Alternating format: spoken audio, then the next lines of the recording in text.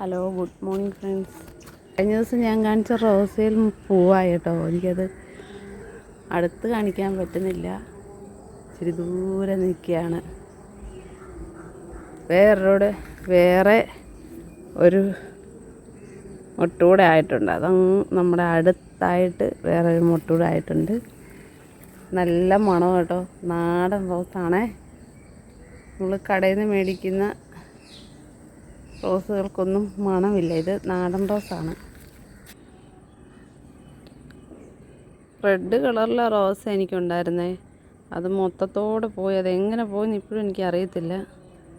പക്ഷേ ഇതാണെങ്കിൽ ഇങ്ങനെയൊക്കെയോ പിടിച്ച് അത് പോയി കഴിഞ്ഞ് ഞാൻ കൊണ്ടുവന്ന് വെച്ച കമ്പാണ്. ഒരു കമ്പ് കൊണ്ടുവച്ച് ഇതിപ്പം വലുതായി റോസ് കളറിലാണ്. ഇത് റോസ് കളറിലെ റോസ, മറ്റേത് റെഡ് കളറിലെ.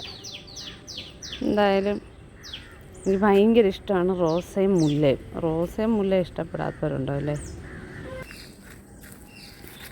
മെലസ്റ്റോമയിലാണെങ്കിൽ 1 2 3 4 5 പൂവായിട്ടുണ്ട് ഇപ്പം. മെലസ്റ്റോമയിൽ നല്ല ഭംഗിയുണ്ട്. ഇത് യെസ്റ്റർഡേ ടുഡേ ടുമോറോ ഉണ്ടോ. ഒന്ന് വയലറ്റ് കളർ, ഒന്ന് വെള്ള കളർ. ഇതറിയാമല്ലോ എല്ലാവർക്കും. നിറച്ച് മുട്ടുണ്ട് കേട്ടോ. ചട്ടി മാറുവാണെങ്കിൽ ഇച്ചിരി കൂടെ നല്ല വലുപ്പത്തിൽ ശിഖരം വെക്കുമെന്ന് തോന്നുന്നു. ചെറിയ ചട്ടിയാണ് ഇരിക്കുന്നത്. ഇത് മേടിച്ച സമയത്ത് ഞാൻ ഒരു കുഞ്ഞു കമ്പായിരുന്നു. അതേപോലെ ഇത് കണ്ടോ.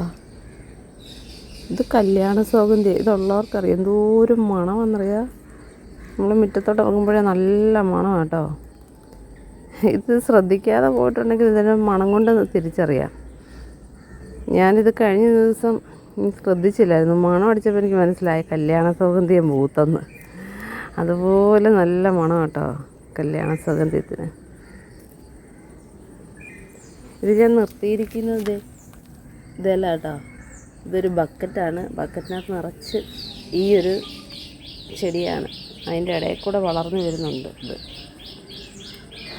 അപ്പം മോർണിംഗിൽ ഈവനിങ്ങിൽ കുറച്ച് നേരം ഞാൻ എൻ്റെ ചെടികളുടെ കൂടെയാണ്. ഒരു ദിവസം നോക്കിയില്ലെങ്കിൽ അതിൻ്റെ ബുദ്ധിമുട്ട് ചെടി പിറ്റേ ദിവസം കാണിക്കാറുണ്ട്. എൻ്റെ മനസ്സിൻ്റെ സന്തോഷത്തിൻ്റെ പ്രധാനപ്പെട്ട ഒരു ഘടകം ഈ ചെടിയാണ്. അപ്പം ചെടി ഇഷ്ടമില്ലാത്തവരൊക്കെ സ്കിപ്പ് ചെയ്തോളൂ കേട്ടോ.